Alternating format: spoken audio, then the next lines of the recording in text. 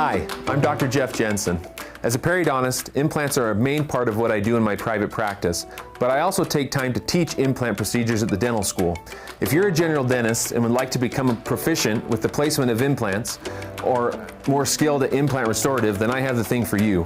This in-person course focuses on single-site implants in the posterior, which not only allows you to perform the types of implant cases your patients need and want, it gives you a solid foundation for expanding to a more advanced case in the future.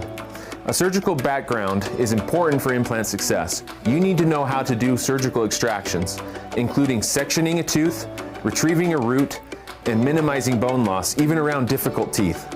For this reason, I encourage you to take the KCSI Continuum 1 course and continue on to our implant programs Part 1 and 2. Click on the link to learn more about enrollment and prerequisites. I hope you will see more on the KCSI website and join us in the near future.